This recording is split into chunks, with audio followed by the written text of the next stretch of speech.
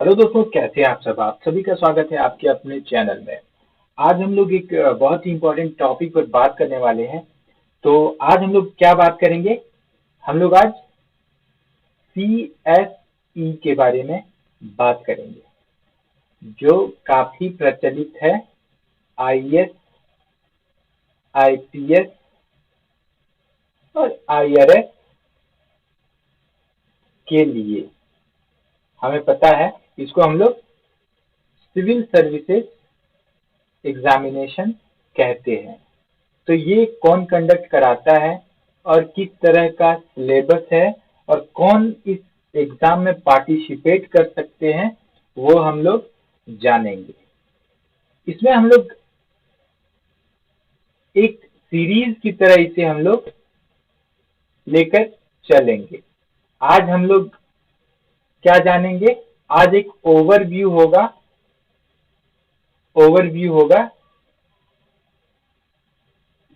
किस तरह का एग्जाम है, पैटर्न क्या है, एज क्या है, अटेम्प्ट क्या है, ये सारी बातें आज हम लोग जानेंगे। और इसी तरह एक सीरीज के तहत हम लोग सब कुछ देखेंगे, वो चाहे बुक लिस्ट हो या तैयारी कैसे करनी है, सब कुछ हम लोग देखेंगे इसमें। तो चलिए, आज को हम लोग जो देखने वाले हैं वो स्टार्ट करते हैं। तो सबसे पहले हम लोग यहाँ पे देखेंगे कि जो ये एग्जाम है, कंडक्ट कौन कराती है। ये एग्जाम मेनली कौन कंडक्ट कराती है? तो यूपीएससी कराती है एग्जाम कंडक्ट, जिसे हम लोग यूनियन पब्लिक सर्विस कमीशन के नाम से भी जानते हैं, जो संघ लोक सेवा आयोग भी कहलाता है, जो संविधान के अनुच्छेद 312 में जिसका कहीं न कहीं उल्लेख है। ठीक है। यूपीएससी कौन कौन से एग्जाम्स कंडक्ट कराती है, सबसे पहले हम लोग ये थोड़ा देखेंगे। तो एनडीए, सीडीएस और सीएपीएफ, और बेस में आप लोग देखोगे सिविल सर्विसेज एग्जामिनेशन, जो मुख्यतः आईएएस, आईपीएस, आईआरएस से रिलेटेड है। ज्यादातर लोग इसी के लिए करते हैं। इसमें वैसे सर्विसेज तो 19 हैं, 19 सर्विसेज हैं, जिसमें से 4 सर्विस जो है वो ग्रुप बी की है, बाकी जो है ग्रुप ए की सर्विसेज है। ठीक है। तो एनडीए जरा सा हम लोग देख लेते हैं। एनडीए जो है, हम लोग ये भी बाद में यूपीएससी कौन कौन से एग्जाम्स कंडक्ट कराती है, जो एग्जाम्स यहाँ पे लिखे गए हैं वो हम लोग डिटेल में देखेंगे। तो एनडीए जो है, नेशनल डिफेंस एकेडमी इसका फुल फॉर्म है, जो आर्मी में नेवी और एयरफोर्स में अधिकारी के रूप में जाने के लिए एग्जाम्स कंडक्ट कराती है। इसका हम लोग डिटेल बाद में देखेंगे, है ना। और ये जो है 12 लेवल पे होता है। और सीडीएस जो है, कंबाइंड डिफेंस सर्विसेज जो है, इसमें भी आर्मी, नेवी और एयरफोर्स के लिए अधिकारी के रूप में जाने के लिए एग्जाम कराया जाता है, जो ग्रेजुएशन के लेवल पे लिया जाता है। और एक एग्जाम कंडक्ट कराती है यूपीएससी। ज्यादातर हम लोग जो ये देख रहे हैं, ये फोर्स से रिलेटेड है, जो इसमें भी अधिकारी के रूप में जाया जा सकता है। SSB, BSF, CISF, ITBP, CRPF, ये जो अर्धसैनिक बल हैं, इनमें अधिकारी के रूप में जाने के लिए यह एग्जाम कंडक्ट कराती है, जिसमें मुख्यतः एसी यानी असिस्टेंट कमांडेंट के रूप में नियुक्ति होती है। ठीक है, तो हम लोग ये सारी डिटेल्स भी बाद में देखेंगे। आज हम लोग क्या देखने वाले हैं, आज हम लोग मुख्यतः एक ओवरव्यू देखेंगे जो ये है आईएएस, आईपीएस, आईआरएस। यूपीएससी जो एग्जाम कंडक्ट कराती है उसमें बहुत सारी सर्विसेज हैं जो आप लोग यहाँ आईएएस, आईपीएस, आईआरएस देख रहे हो। आईएफएस भी है ना, आईएफएस और आईएफओएस है ना, ये भी आईएफएस इसको जनरली कहते हैं, लेकिन ये आईएफएस क्या है, ये फॉरेन सर्विसेज से रिलेटेड है। ठीक है, और ये जो है फॉरेस्ट सर्विस से रिलेटेड है। बाद में हम लोग इसको देखेंगे, जब सिलेबस देखेंगे तो पीटी में काफी एनवायरमेंट से रिलेटेड चीजों को, ज्योग्राफी के चीजों को, ज्यादातर एनवायरमेंट के कैटेगरी से क्वेश्चंस ज्यादा पूछे जा रहे हैं। तो ये कहीं न कहीं आईएफएस के एग्जाम के कारण पूछा जाता है ना। तो मेनली ये आईएएस, आईपीएस और आईआरएस के बारे में हम लोग फोकस 3 पे इसलिए करेंगे, और भी सर्विसेज हैं इसमें, इंडियन डिफेंस सर्विसेज से भी रिलेटेड है, इंडियन पोस्टल सर्विसेज भी है, आईआरएस आईटी भी है, बहुत सारी चीजें हैं इसमें। लेकिन मेनली हम लोग ज्यादातर इन 3 सर्विसेज को ही जानते हैं, और जो लोग सेवा देना चाहते हैं इन्हीं 3 सर्विसेज में ही जाना चाहते हैं, है ना। तो ये हम लोग आज देखेंगे। सबसे पहले हम लोग यहाँ पे देखेंगे उम्र सीमा की बात की गई है। उम्र सीमा जो है किसके लिए, कौन सी उम्र होनी चाहिए या है, वह हम लोग देखेंगे। तो एज लिमिट क्या है, ऐसा नहीं है कि जिंदगी भर आप एग्जाम दे सकते हो, है ना, जिंदगी भर एग्जाम नहीं दिया जा सकता है। तो जनरल जो है उनके लिए एज क्या है, एज की क्राइटेरिया जो है 21 वर्ष से 32 वर्ष तक है ना। और ओबीसी के लिए क्या है, 21 से 35 वर्ष, और एससी एसटी जो है उनके लिए 21 से 37 वर्ष है। एजुकेशनल क्वालिफिकेशन की अगर हम लोग बात करें यहाँ पर, तो मिनिमम जो है, जो कैंडिडेट होंगे उनको ग्रेजुएट होना आवश्यक है। अब इसमें क्वेश्चन पूछा जाता है कि सर मैं फर्स्ट ईयर में हूं तो भी एग्जाम दे सकता हूं क्या, सेकेंड ईयर में हूं तो भी दिया जा सकता है क्या। तो मैं आप लोगों को बता दूं कि आप लोग फाइनल ईयर में जब भी रहोगे, फाइनल ईयर में जब रहोगे तो फॉर्म फिलअप कर सकते हो। ठीक है, सिविल सर्विसेज का एग्जाम जो है 1 वर्ष में एक बार ही कंडक्ट कराया जाता है। ठीक है, चलिए अब नंबर ऑफ अटेम्प्ट हम लोग देख लेंगे। यानी ऐसा नहीं है कि आप एग्जाम दोगे तो आप मतलब कंटिन्यू दे सकते हो, जितना चाहो दे सकते हो, ऐसा नहीं है। इसमें अटेम्प्ट है ना। जैसे अभी ज्यादातर बिहार, झारखंड, ये जो स्टेट्स हैं इनमें अटेम्प्ट की सीमा नहीं है अभी, है ना, इसमें अटेम्प्ट की सीमा नहीं है, लेकिन यूपीएससी में अटेम्प्ट की सीमा है। अब वो हम लोग देखेंगे। तो जनरल जो है, जनरल कैटेगरी से जो बिलोंग करते हैं उनके लिए 6 अटेम्प्ट है ना। ओबीसी 9 और पीडब्ल्यूबीडी जो है उनके लिए 9 अटेम्प्ट है, और एससी एसटी जो है उनके लिए अनलिमिटेड है। अनलिमिटेड है का मतलब हम लोगों ने ऊपर देखा कि 37 वर्षों तक ही दिया जा सकता है ना। तो इसका भी ध्यान रखना है। अनलिमिटेड का मतलब ये नहीं है कि जीवन भर देते रहो। चलो अब हम लोग फीस के बारे में बात कर लेते हैं कि फी क्या यूपीएससी लेती है सिविल सर्विसेज एग्जामिनेशन के लिए। तो जनरल, ईडब्ल्यूएस और ओबीसी के लिए 100 रुपए लेती है।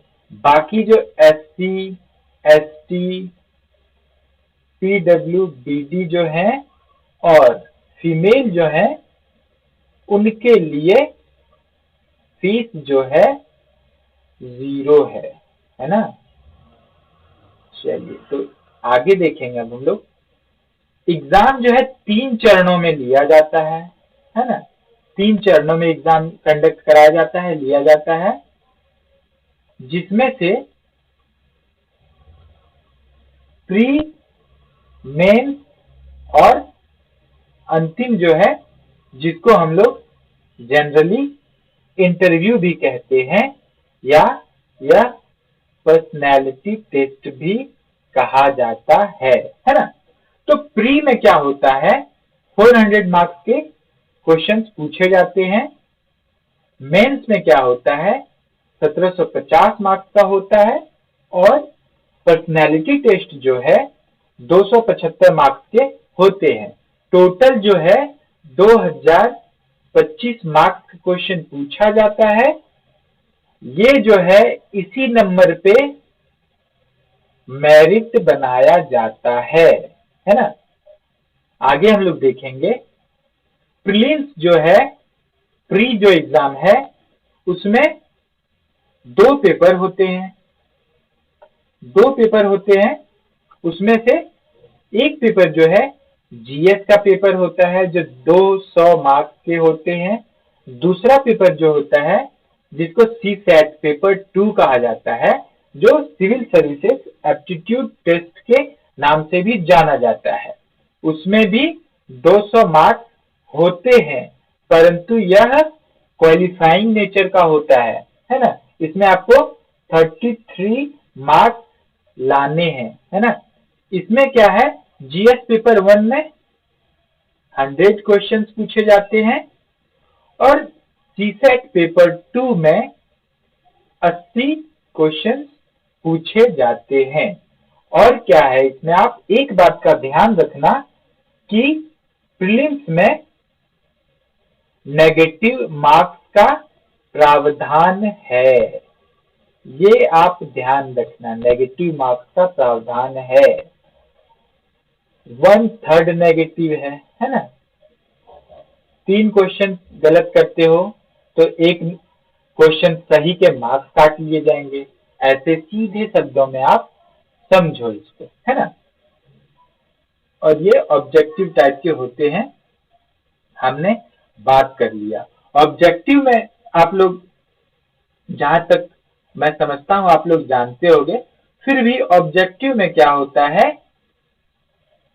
यूपीएससी में ज्यादातर 4 ऑप्शन दिए जाते हैं क्वेश्चंस पूछकर। उनमें से एक आंसर आपको चूज करना है। और हम लोग ये बाद में सब देखेंगे किस तरह से आंसर को चूज करना है। एलिमिनेशन मेथड, जो मेथड हम लोग जानते हैं उन हर चीज को देखेंगे, किस तरह किया जाता है वो हम लोग बाद में देखेंगे।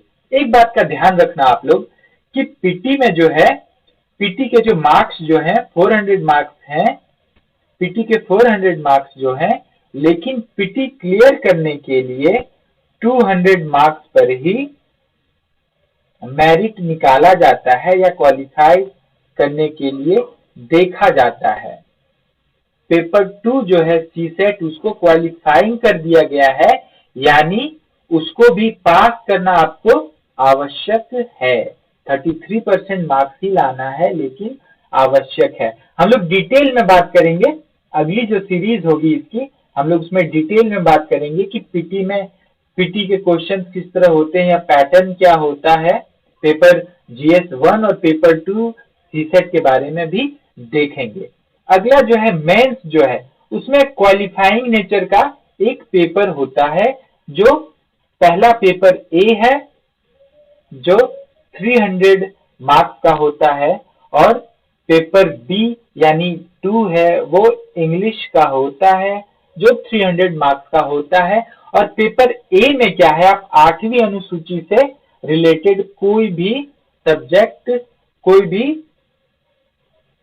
भाषा के आधार पर आप लैंग्वेज के आधार पे एग्जाम चूज कर सकते हो या दे सकते हो, जिसमें हिंदी, उड़िया, बांग्ला ये सारी भाषाएं जो है 8वीं अनुसूची में, जो संविधान के 8वीं अनुसूची में है, उससे आप ले सकते हो।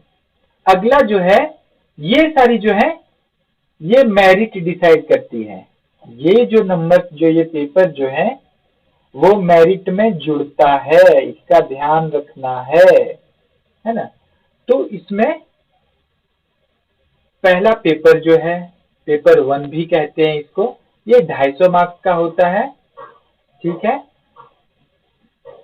जो निबंध का पेपर है ना।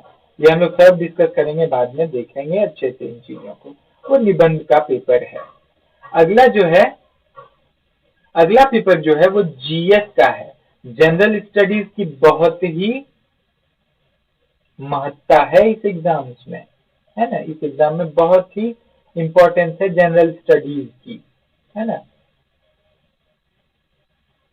तो इसमें 4 पेपर होते हैं जो 250 मार्क्स के सभी होते हैं। टोटल क्या होता है, 1000 मार्क्स का जो है ये जीएस पेपर होता है। तो कितना इंपॉर्टेंट है, वेटेज कैसा है, आप लोग समझ सकते हो इसको। हम लोग जीएस पेपर में क्या है, कैसे है, जीएस पेपर 1 में क्या है, हम लोग सिलेबस भी अच्छे से देखेंगे। 1, 2, 3, 4, है ना, एथिक्स है ना।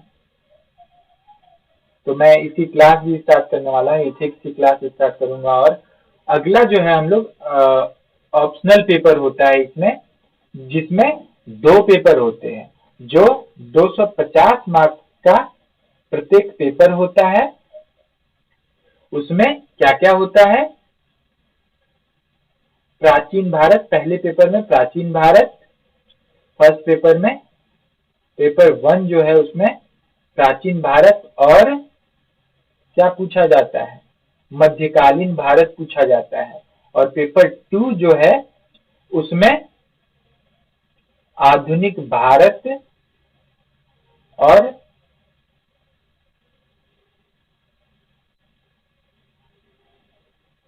विश्व इतिहास के बारे में पूछा जाता है। अब आप लोग ये मत समझना कि हिस्ट्री ही सिर्फ पूछा जाता है। मैं जनरली हिस्ट्री के बारे में ही बात कर रहा हूँ। मैं हिस्ट्री ऑप्शनल के बारे में बात कर रहा हूँ। ऑप्शनल में क्या होता है, हिस्ट्री, ज्योग्राफी, कोई भी सब्जेक्ट आप चुन सकते हो। तो मैं जनरली ये जो बता रहा हूँ पेपर 1 और 2 के बारे में, तो ये हिस्ट्री से ही रिलेटेड है। और मैं इन हिस्ट्री से रिलेटेड क्लासेस भी शुरू कर सकता हूँ। मैंने बहुत बार बताया है, आप लोगों को याद हो तो, जिन्होंने ये वीडियो देखी है। पर डिटेल इस तरह से हम लोगों ने सिलेबस आदि पे चर्चा नहीं की है। तो आज हमारा हम लोग यहीं पे कंप्लीट करते हैं आज की क्लासेस को। कुछ भी कमेंट हो, आप लोगों को डाउट हो तो आप लोग कमेंट जरूर करना। कुछ पूछना हो, जानना हो तो कमेंट बॉक्स में आकर कमेंट जरूर करना। उसका आंसर हमेशा देने के लिए मैं और मेरी टीम तत्पर है, ठीक है। तो आप लोग हम लोग अगली सीरीज में आगे की चीजें देखेंगे। कुछ भी इसमें मैंने अगर छोड़ दिया हो तो आप लोग कमेंट में जरूर पूछना। इन चीजों से ही रिलेटेड जितना हम लोगों ने, जितने पर चर्चा की है, उससे रिलेटेड क्वेश्चन आप पूछ सकते हो, है ना। उसके उसके बाद जो हम लोग चर्चा करेंगे वो बाद में हम लोग देखेंगे, और क्वेश्चन को आप लोग पूछ सकते हो।